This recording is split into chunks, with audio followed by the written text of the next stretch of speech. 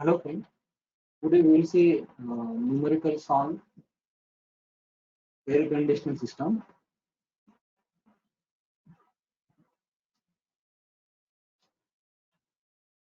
Okay, yesterday we will have just look on something what we have seen until now.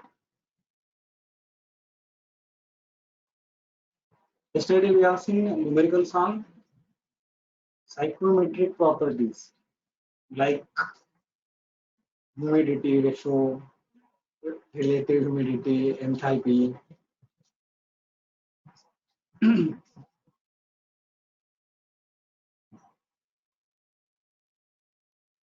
Partial pressure of water vapor and air. Okay, definitely one numerical will come on this point. At least 8 to 10 marks.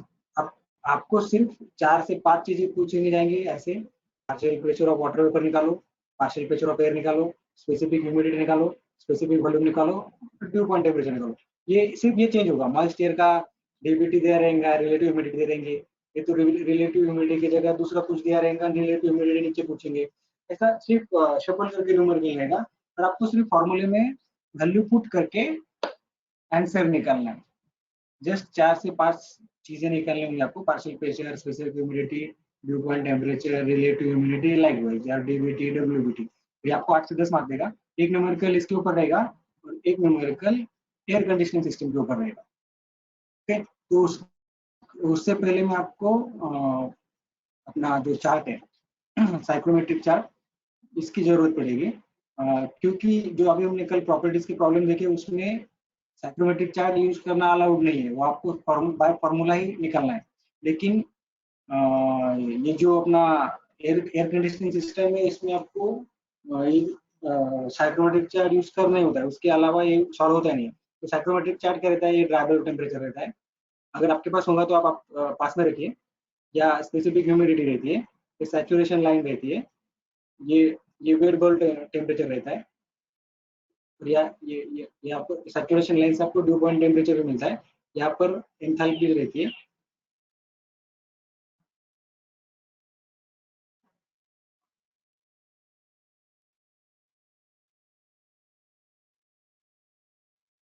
ठीक है, अब हम start करेंगे हमारा numerical.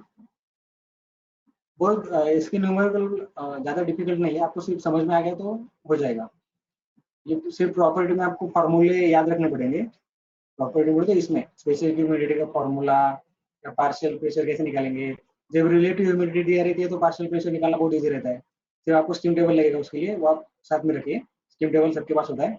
या due point temperature कैसे निकालना है, ये सिर्फ ये बस जस्ट फॉर्मूले और स्टीम टेबल लगेगा। अब बस ये आपको आ जाएगा, सिर्फ फॉर्मूले याद रखो, ये अपने आप आ जाता है। बहुत सिंपल रहता है, आप प्रैक्टिस करो। नहीं आया तो मुझसे पूछ सकते हैं। अभी भी यहाँ पे देखो ड्राइवर टेम्परेचर पूछा, वेट पूछा, स्पेसिफिक ह्यूमिडिटी, एंथैल्पी, सिर्फ शफल करके पूछने लग तो यही चीज है। कभी कभी वॉल्यूम दिया रहेगा, रिलेटिव ह्यूमिडिटी दिया रहेगी, वेट बल्ब पूछेंगे, बस दूसरा क्वेश्चन है। आज हम देखेंगे एयर कंडीशनिंग की प्रॉब्लम। ये भी बहुत सिंपल रहती है, सिर्फ आपको प्रॉब्लम को समझ लेना होता है। आपको साइक्रोमेट्रिक चार्ट आना चाहिए।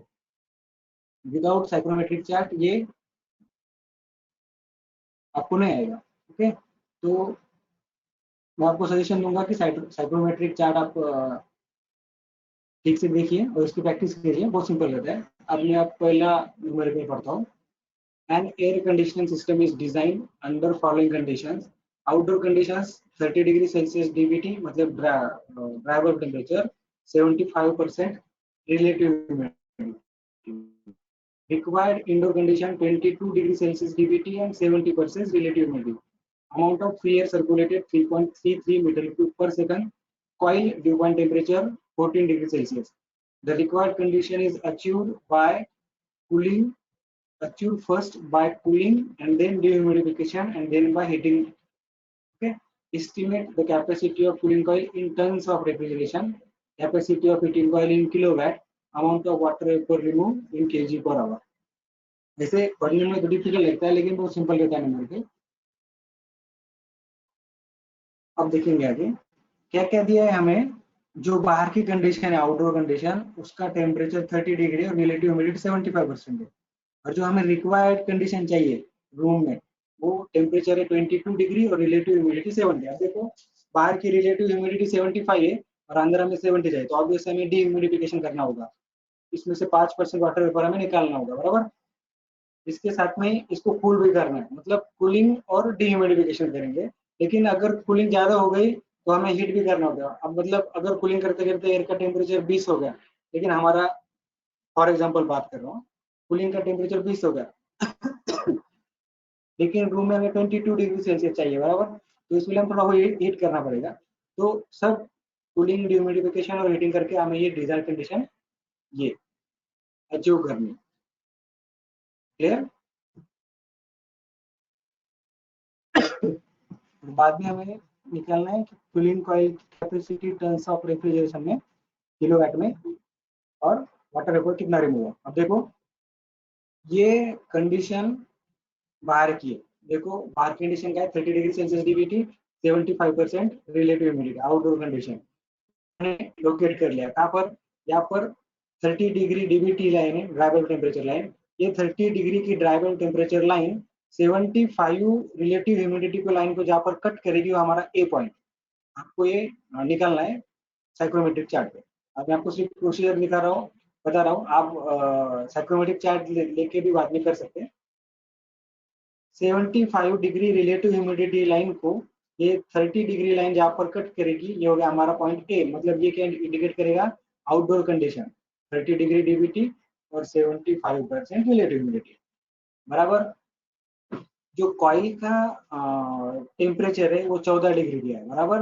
मतलब यहाँ से हमें उसको कॉइल तक, कॉइल से पास कराना है, बराबर। अब ये जो 30 डिग्री की एयर है, ये कॉइल के ऊपर से गुजरेगी, लेकिन परफेक्ट इंटरकूलिंग ना होने की वजह से ये बीच में कहीं तो भी इसको उसका टेम्परेचर रहेगा। मतलब ये जो 30 डिग्री है, ये 14 डिग्री होना चाहिए थेरोटिकली, लेकिन ये पॉसिबल नहीं रहता है। अब ये कैसे निकालेंगे? Very simple. ये हमें जो रिक्वायर्ड कंडीशन है हम पुट करेंगे। रिक्वायर्ड कंडीशन क्या है? 22 degree Celsius dry bulb temperature और 70 डिग्री। तो 22 डिग्री सेल्सियस की DBT line 70 relative humidity line को जहाँ पर कट करेगी वो हमारा पॉइंट डी, ये हमें चाहिए, बराबर। अब जब हम कूलिंग और डीह्यूमिडिफिकेशन करेंगे तो क्या होगा? जो सपोज एयर का टेम्परेचर हमें 22 चाहिए, तो वो 18 होगा, तो हमें 22 तक लाना है, तो हमें फिर से हीट करना पड़ेगा, बराबर। लेकिन इस दौरान उसका ह्यूमिडिटी चेंज नहीं होता है, मतलब कॉन्स्ट सेंसिबल हीटिंग हम कर रहे हैं, ह्यूमिडिटी चेंज नहीं हो रही है। ह्यूमिडिटी क्या है? ये लाइन, तो इसकी ह्यूमिडिटी कितनी है यहाँ पर आपको दिख जाएगा। तो आप क्या करो, एक हॉरिजॉन्टल लाइन डी से ड्रॉ करो, जो इस लाइन को कट करेगा वो हमारा पॉइंट सी। मतलब ये जो 30 डिग्री की एयर हमने कूल करने को छोड़ी है, वो कहाँ पर बाहर निकलेगी? इस पॉइंट पर। समझ में आ गया?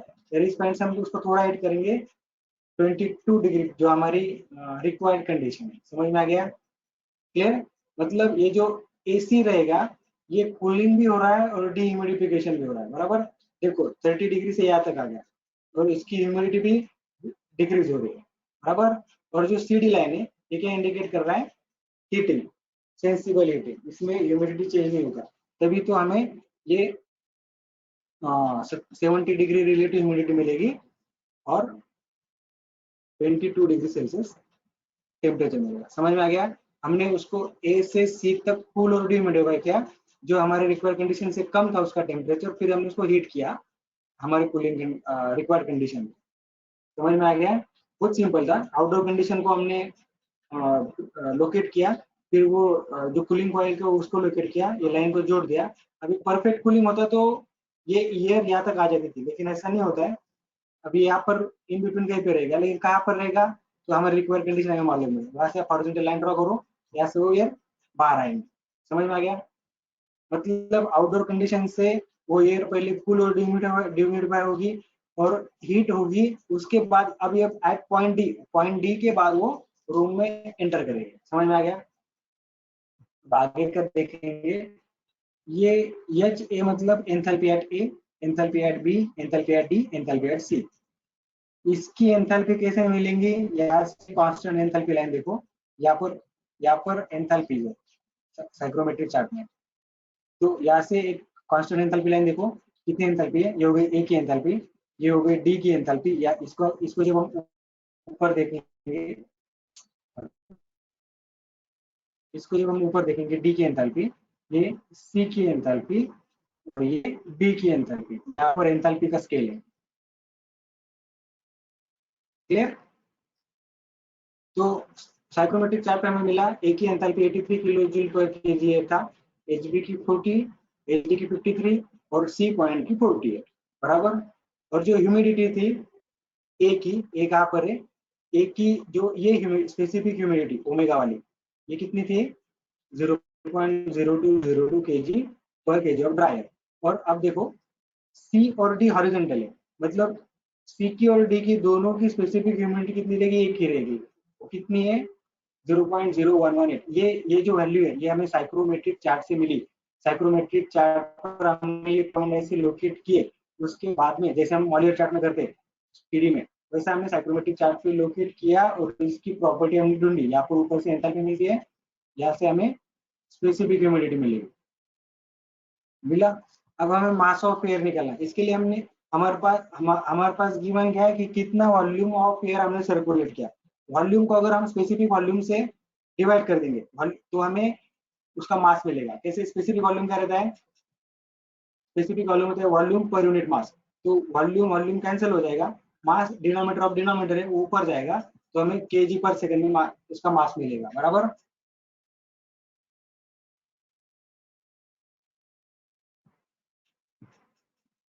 समझ में आ गया? तो गिवन वॉल्यूम कितना है, हमें 3.33 मीटर क्यूब एयर पर सेकंड एयर हम भेज रहे हैं। और इसमें यहाँ से हमें स्पेसिफिक वॉल्यूम में मिलेगा साइक्रोमेट्रिक चार्ट में ए का, ये ए को हम सप्लाई करें इसलिए ए का देख रहे हैं। ए का स्पेसिफिक वॉल्यूम हमने साइक्रोमेट्रिक चार्ट से ढूंढा तो हमें 0.88 मिला बराबर। तो ये कैलकुलेट करने के बाद मास ऑफ एयर हमें 3.78 kg पर सेकंड, मतलब एक सेकंड में हम 3.78 kg एयर को अंदर छोड़ रहे हैं एसी में। अब capacity of cooling coil, cooling coil ने कहां से कहां तक कूल किया है, देखो ए से सी तक कूल किया है बराबर। सी के बाद में वो फर्दर हीटिंग के लिए चला गया बराबर। तो ए की एंथैल्पी और सी की एंथैल्पी का डिफरेंस हमें क्या देगा, कि उतनी हीट क्या कूलिंग कॉइल ने निकाल ली है एयर से, ए से सी तक कूल किया, मतलब इतनी हीट कूलिंग कॉइल ने निकाल दी।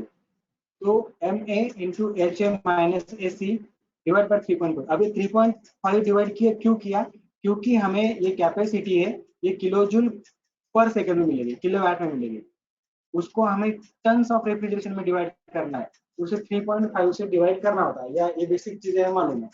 ये किलोवाट को हमने अगर 3.5 से डिवाइड कर दिया तो ये हमें टन्स ऑफ रेफ्रिजरेशन में मिलेगा, इसीलिए यहाँ पर 3.5 से डिवाइड किया है। अब देखो 3.78 kg हमने एयर भेजी जिसने 83 से 48 किलो जूल तक का हीट निकाल लिया, उसको 3.5 से डिवाइड किया तो हमें 37.84 टन्स ऑफ रेफ्रिजरेशन कैपेसिटी, मतलब उतना कूलिंग हम अचीव किया कूलिंग कॉइल से। समझ में आ गया? और सिर्फ किलोवाट में चाहिए कूलिंग कॉइल तो M H D minus S C वो हमें 80.92 में मिल जाएगा। Clear? Amount of water vapour remove, अब ये मास ऑफ एयर इतना है, उसमें हमने डीह्यूमिडिफिकेशन किया, कहाँ से, ए से डी तक।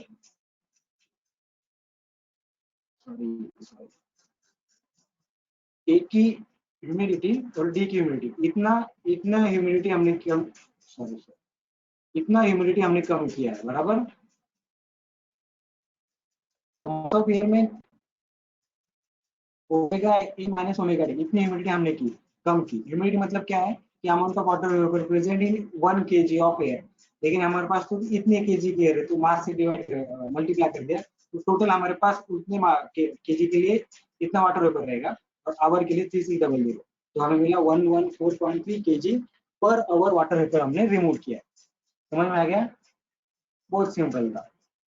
सिर्फ आपको ये अगर आपको सही करने आया तो आप आगे का आराम से कर सकते हैं। दूसरा न्यूमेरिकल हम देखेंगे। A summer air conditioning system for hot and humid weather जिसका driver temperature 32 degree Celsius and relative humidity 70% consists in passing the atmosphere air over a cooling coil where the air is cooled and dehumidified. The air leaving the cooling coil is saturated at coil temperature. It is then sensibly heated to the required comfort condition 24 degree Celsius and 50% relative humidity. ये हमारे required condition है. By passing it over an electric heater, then delivered to the room. Sketch the flow diagram of the arrangement and represent the process undergone by the air on a skeleton psychrometric chart and determine temperature of cooling coil, amount of moisture removed per kg of dry air in cooling coil, heat removed per kg of dry air in cooling coil and heat added per kg of dry air in the heating coil. समझ में आ गया? ये outdoor condition है, ये required condition है, ये हमें निकालना है. अब देखो इसमें इंपॉर्टेंट बात क्या दी है कि जो एयर है वो कूलिंग कॉइल से सैचुरेटेड होकर बाहर आती है. आगे देखेंगे एयर पहले कूल होंगी बाद में हीट होंगी. अब देखो ये हमने एयर, ये हमारी इन आउटडोर एयर है 70 डिग्री और 32. अब इसमें क्या दिया है, कूलिंग कॉइल का टेम्परेचर नहीं दिया है, लेकिन ये दिया है कि ये जो एयर है ये सैचुरेट होके ही बाहर निकल गया. मतलब अब सैचुरेशन कर्व में ये इंडिकेट क्या करता है कि यहाँ पर एयर अब सैचुरेटेड हो गई है. तो सैचुरेशन कर्व बोले तो every point on the saturation curve shows that the air is saturated at respect to dry bulb temperature और wet bulb temperature. तो ये एयर को हमने कूल कहा था क्या, जब तक वो सैचुरेटेड ना हो जाए. ये एग्जांपल में गिवन है क्या, इसीलिए बोल रहा हूँ. सैचुरेटेड किया फिर उसको हीट किया सीधा. ये कैसे ड्रॉ किया आपको मालूम है. ये सैचुरेटेड तक इसको खींचा यहाँ से, ये पॉइंट से ये पॉइंट को सैचुरेशन कर्व को हमने ज्वाइन कर दिया, पॉइंट बी मिला. यहाँ से हॉरिजॉन्टल लाइन ड्रॉ की जो हमारे रिक्वायर कंडीशन था 2427 सॉरी 24 और 50 ये हीटिंग. समझ में आ गया. अब चार्ट से हमें क्या मिला, ए की एंथैल्पी, बी की एंथैल्पी, सी की एंथैल्पी, ए का स्पेसिफिक ह्यूमिडिटी, बी का स्पेसिफिक ह्यूमिडिटी. अब हमें निकालना है टेम्परेचर ऑफ कूलिंग कॉइल. अब कूलिंग कॉइल का टेम्परेचर मतलब यहाँ पर क्या हो रहा है कि पर थ्योरेटिकली और परफेक्ट कूलिंग हो रही है. मतलब एयर परफेक्टली कूलिंग कॉइल का टेम्परेचर अचीव कर लिया. तो ये जो इसका जो टेम्परेचर है ए बी पॉइंट का, it is nothing but cooling coil temperature जो है 13 डिग्री सेल्सियस. बराबर. अमाउंट ऑफ मॉइस्चर रिमूव ए से बी तक जाने के लिए ये ए और ये बी और सी एक ही है. इसका डिफरेंस हमने इतना वाटर वेपर हमने रिमूव कर दिया. तो W A minus W B इतना वाटर वेपर रिमूव हो गया. अब कितना हीट रिमूव किया, ए से बी तक का, यहाँ से यहाँ तक का. इतना हीट ऐड किया हमने. हीटिंग क्या है, सी बी, मतलब बी से लेके सी तक हमने हीट ऐड की थी. C minus B, H C minus L B, इतना ही. बराबर. ये जो मैंने आपको पहले बताया, इसमें A B cooling and dehumidification, B C heating. A B line का इंडिकेट करती है कूलिंग और डिह्यूमिडिफिकेशन और बी सी लाइन का इंडिकेट करती है सेंसिबल हीटिंग. होने लगा जो पूछा है वो सब हमने एक ही लाइन में कैलकुलेट कर दिया. ये जो पूछा टेम्परेचर ऑफ कूलिंग और amount of moisture, heat remove और हीट एडेड, बहुत सिंपल न्यूमेरिकल था. एग्जाम में थोड़े से डिफिकल्ट न्यूमेरिकल भी आ सकते हैं, लेकिन आपको समझना जरूरी है.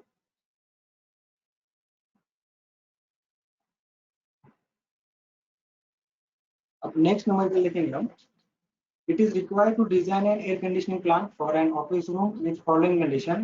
Outdoor condition 14 degree dBT और 10 degree Celsius WBT. यहाँ पे relative humidity नहीं दिया है. Required condition 20 degree Celsius dBT and 60% relative humidity. Amount of air circulated 0.3 meter cube per minute per person. एक पर्सन के लिए 0.3 मीटर क्यूब एयर एक मिनट में. तो कैपेसिटी ऑफिस की 60 लोग हो गए, 60 लोग बैठ सकते हैं. The required condition is achieved first by heating and then by adiabatic dehumidification. Adiabatic dehumidification मतलब ह्यूमिडिटी बढ़ा जाती है at constant enthalpy. Determine the following: heating capacity of coil in kilowatt and surface temperature required if the bypass factor of the coil is 0.4. Capacity of humidifier. अब ये देखो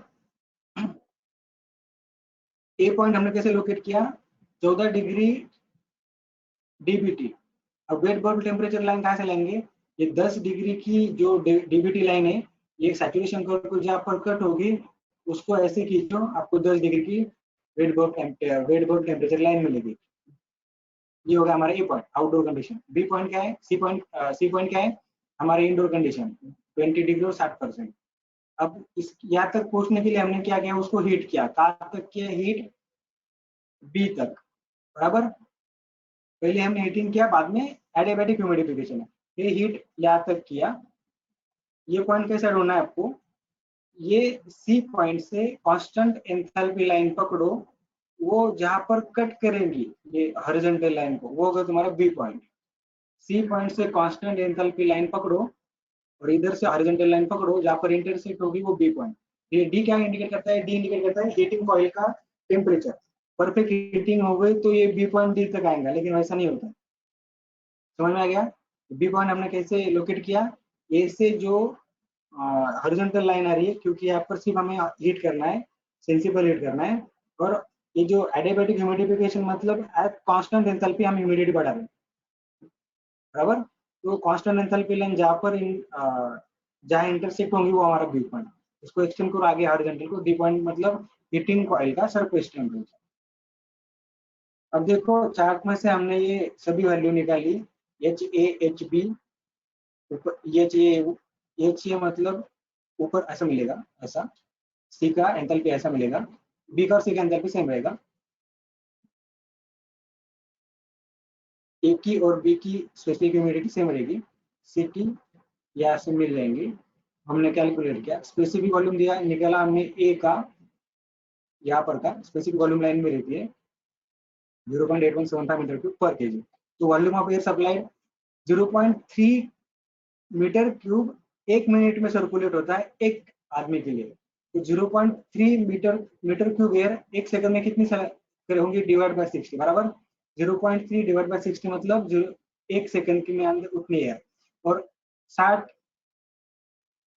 आदमी के लिए 0.3 पर मिनट, 0.3 मीटर क्यूब पर मिनट पर person. तो एक मिनट में डिवाइड बाय 60, कितने परसेंट हमारे पास? 60% है। तो